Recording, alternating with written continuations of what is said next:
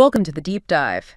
Today we're looking into a really unsettling situation out of a small Wisconsin city. Yeah, involves an elementary school, Rivercrest Elementary, and multiple allegations of sexual misconduct. And not just one, but two fifth-grade teachers. It's quite shocking. It really is a profound breach of trust, in a place that absolutely has to be safe for kids. Exactly. So our mission today is to do a comprehensive deep dive.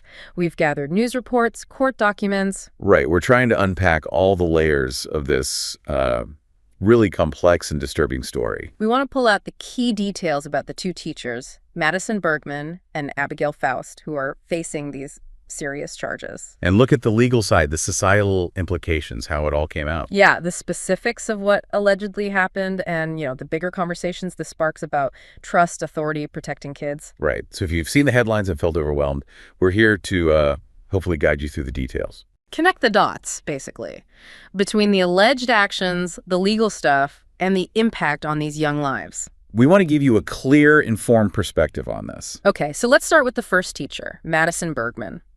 She's the one whose actions sort of brought this all into the spotlight initially. She was, 24, 25, teaching fifth grade at Rivercrest Elementary in Hudson, Wisconsin. And how it all came out is, well, it's a lesson in itself, isn't it? In April 2024, an 11-year-old boy's mother overheard him talking to Bergman on the phone.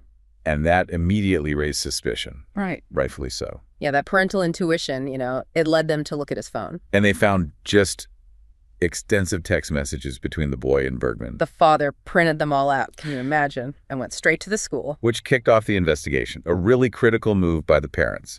Shows how vital that oversight is. And this is where the details get incredibly disturbing. The texts themselves, they're tough to read. They really paint a picture of the alleged misconduct. So, for instance, Bergman allegedly wrote something like, "I love having my hand on your chest. Today I could feel your heart beating so much." And the victim replied, haha, you put your hand on my chest, haha. Then she allegedly texts again. "When everyone was cleaning, I was standing at the front and you were too, and I just put my hand on your chest." It's chilling. And the exchanges, they escalated quite dramatically from there. Yeah, the victim allegedly texted, "Haha, bro, I just want to make out with you." And Bergman's reported response was, "I do too, like all the time." And then described wanting to push him down and make out. It's very graphic. "Oh my gosh, I wanted to grab your face and just push you to the floor and make out with you." That's what she allegedly wrote. And the boy replied, "Haha, for real. I love to kiss you on the ground too, haha." Yeah. "I almost kissed you, but I got distracted by your stomach." It wasn't just text, though. There was this alleged physical element, too. Right. At one point, the boy texted something about them having kissed 9 or 10 times in only a week and 2 days. And Bergman allegedly replied, "That's actually crazy, haha, and it's going to be 20 by the end of today." Wow. And these weren't isolated incidents, according to the reports. No. The victim said Bergman moved his desk right next to hers. So she could allegedly rub his thigh and calves during reading time, trying to do it without other kids seeing.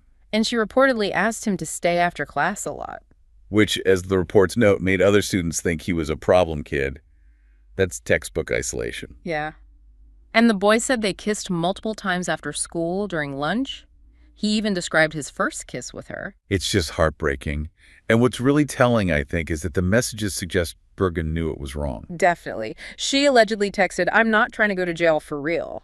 And investigators found handwritten notes, too, like a lot of them. Yeah, nearly 100 items, letters, love notes, artwork in her backpack and classroom. And one note specifically said something like, comparing it to a male teacher talking to her cousin. Exactly. One of my cousins is in the 5th grade, and I can't imagine a man talking to her how we talk. I know we have a special relationship, but I have to be the adult here and stop. Wow. So acknowledging the wrongfulness, the age difference, the need to stop, but apparently didn't. And she also mentioned no cameras in the classroom. Suggests, intent to conceal. And the sheer volume of communication. It's staggering. Over 33,000 text messages. Some reports say up to 35,000. Which apparently amounts to like 12,000 pages. Yeah. An attorney did the math. It's roughly 90 texts a day. Every single day. 90 texts a day. That's obsessive doesn't even cover it. It points to a very controlling dynamic. So, okay, these allegations surface. What happens to Bergman personally and legally? Well, personally, her life kind of fell apart. She was engaged, supposed to get married in July. That wedding got called off? Abruptly canceled, yeah. Yeah. Her fiancé reportedly felt embarrassed and pissed she cheated with a little kid. Understandable reaction. And a legal side. Initially charged with first-degree child sexual assault involving a child under 13. That's a very serious charge. But it didn't stop there. No, the charges were expanded, 10 counts in total now. Including things like using a computer for a child sex crime. Right, child enticement both for sexual contact and causing harm, multiple counts of sexual misconduct by school staff. And exposing a child to harmful descriptions. That first charge alone carries up to 60 years. And if convicted on everything, it can be up to 178 years. Huge potential sentences. Did her defense try to fight the charges? They did. They tried to get some dismissed based on a technicality in the Wisconsin law. About the definition of intimate part, saying the chest wasn't specific enough? Exactly. But the judge wasn't having it.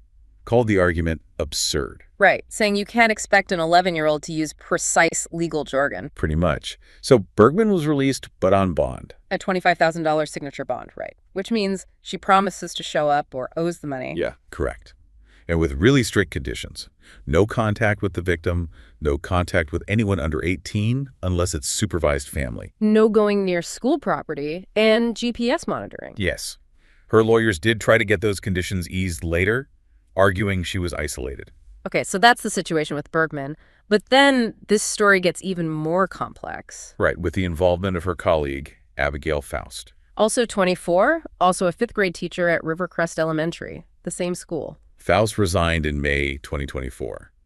And her link to Bergman's case is, well, it's crucial. Because the text between Bergman and the victim suggested Faust knew what was going on. Exactly. Knew about the inappropriate conduct and allegedly didn't report it, which as a teacher, she's mandated to do. So she faced charges in Wisconsin, too. Failure to protect a child.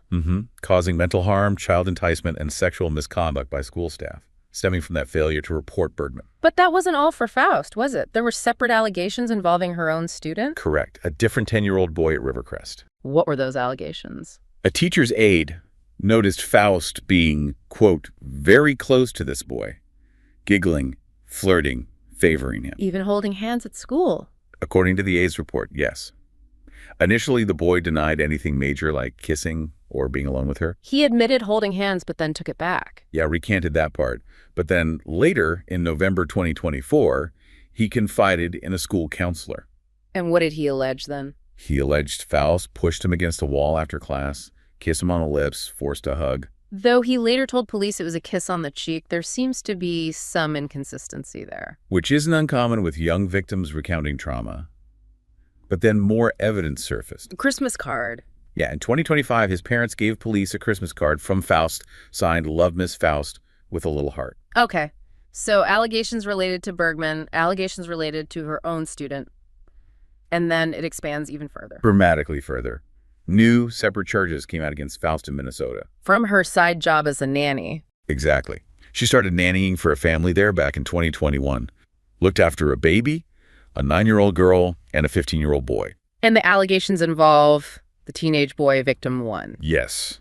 The relationship allegedly turned sexual in December 2024 when he was 15. What kind of allegations are we talking about? Explicit Snapchat messages, including photos of her in lingerie, allegedly performing oral sex and having intercourse on other occasions. Including during a family trip she went on with them. Yes, to the Bahamas. She allegedly accompanied them, and the sexual activity continued there. And again, this element of manipulation. Yeah. Telling him it was true love. And even expressing wishes about having a child with him someday. It's deeply disturbing grooming behavior. Did she seem aware this was wrong? Similar to Bergman, yes. She allegedly sent messages admitting it was illegal, saying she felt grossed out at myself. But didn't stop. But it didn't stop, according to the charges. And it didn't end with victim 1. Here was another victim, victim 2. Yes, a juvenile friend of victim 1. This allegedly started in April 2025 while victim 1 was away. And involved sexual intercourse as well. Allegedly, yes. Victim 2 told police he spent nights with Faust, both at her place and even at victim 1's house while the family was gone. So how did this Minnesota situation come to light? Well, once Faust's Wisconsin charges hit the news, the parents of the 2 Minnesota boys started talking, sharing information. And victim 1's mother confronted Faust. She did. Asked her directly if she'd had sex with her son. Faust reportedly wouldn't answer. Said something like, It wasn't a conversation for the phone. And she was fired from the nanny job then. Immediately, yes. So now Faust is facing a whole slew of additional charges in Minnesota. 13 more counts. Use of a computer for child sex crime. Multiple counts of second-degree sexual assault of a child under 16. Child enticement, exposing kids to harmful material, even causing a younger child to view or listen to sexual activity. Right. And she's currently being held on a $200,000 cash bond in Minnesota. It's just an overwhelming amount of alleged misconduct across 2 states, multiple roles. It really is. And it forces us, I think, to look at the bigger picture, the broader context. Yeah, like the abuse of power element. We saw commentary from former prosecutor Jack Rice on this. Right. He pointed out how abuse by people in authority, teachers, babysitters, coaches, clergy, you name it, is particularly damaging. Because kids feel compelled or like they have no choice. Exactly. That power dynamic is inherent even with, say, a one-time babysitter. It makes the exploitation that much worse. And there's the issue of how we view victims, especially male victims. Yeah, Chris Hansen from Takedown mentioned this trend of female teachers preying on young male students. And Jack Rice noted how society often minimizes it for boys. You hear those awful comments like, oh, lucky him, or cool, a young teacher. Right, which Rice says makes boys feel diminished, minimized, even guilty. He called it a theft of their innocence. And that obviously impacts future relationships, trust, everything. Absolutely. It really challenges our stereotypes about who victims are. Then there are the practical challenges. Prosecuting these cases must be incredibly difficult. Hugely difficult. Florina Altschuler, a defense attorney and former prosecutor, talked about this. Especially getting young kids, like an 11-year-old, to testify. It's immensely traumatic. First, they have to go through a competency assessment. Does the child understand what's happening? The need to tell the truth. And then face cross-examination, having to relive it all. Multiple times. Altschuler asked, what is the cost of a prosecution? It puts parents in an impossible position. It's hard to even fathom putting your child through that. It really is. It's an incredibly taxing process on a child's emotional well-being. Terrifying for them. But sometimes the evidence itself speaks volumes, right? The texts, the notes. Oh, absolutely.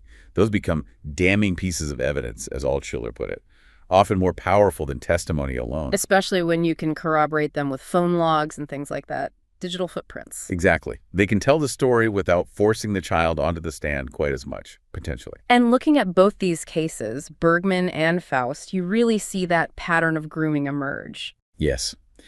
Jack Rice described it as that slow, deliberate piece that puts the child in a vulnerable position. Where the adult can then start making demands. Right. It starts with special favors, extra attention, maybe gifts, privileges. Then the communication escalates. It becomes more intense, more private. Like we saw with Bergman, the special relationship, the private meetings after class, the sheer volume of texts. Those are classic signs. Yeah. It's often disguised as mentorship or just being the cool adult, but it crosses boundaries. So anytime an adult is showing that kind of excessive private attention, especially outside normal channels. That should absolutely be a red flag for parents, for other educators, for everyone. Which brings us to responsibility. What should schools be doing? Society. Well, Chris Hansen raised the question. Are schools doing enough screening? Psychological evils, thorough background checks. He noted what seems like an unprecedented level of this misconduct. And what about mandatory reporting? Attorney David Ring, who works on abuse cases, had a stark statistic. He said 9 out of 10 times the abuse could have been stopped or prevented sooner if mandatory reporters like other teachers had spoken up. If Faust had reported Bergman, perhaps? Perhaps things would have been different. Ring emphasized a key rule. Teachers should never be alone with a young student behind closed doors for any significant time. Staff vigilance is key. And for parents, especially now with phones and social media. Florina Altschuler really stressed this. Parents need to monitor kids' online activity. Texts, apps, everything. It's not about spying, but about safety. Exactly. Teaching them about safety, about boundaries, that photos online are permanent. Kids are just so vulnerable to online predators now. These aren't just school problems anymore, are they? No, they're home problems, community problems. We need to equip kids to recognize and report this stuff and make sure they feel safe doing it. The digital world just adds another layer of risk. So we've covered a lot today, a really harrowing deep dive into these allegations against Madison Bergman and Abigail Faust. Yeah, we've looked at the alleged misconduct, the legal fallout, and the ripple effects on the victims. It really underscores how a breach of trust in these fundamental relationships, teacher-student, caregiver-child, can just devastate lives. And expose weaknesses in the systems designed to protect kids. It demands our attention. These cases are such stark reminders, aren't they, about recognizing grooming, about abuse, and just our collective duty to protect children. Absolutely. It takes everyone being vigilant. So, as we finish up, here's something to think about. In this world where digital lines are so easily blurred, where authority can be so tragically misused, what fundamental changes are we really ready to make? In how we define trust, how we enforce accountability in places where kids should be safest. Yeah. What shifts are needed to stop these betrayals from happening again? And maybe more importantly, how do we make absolutely sure that every child, no matter their gender, feels empowered, feels believed when their safety is threatened? It's a heavy question, but one we absolutely need to keep asking.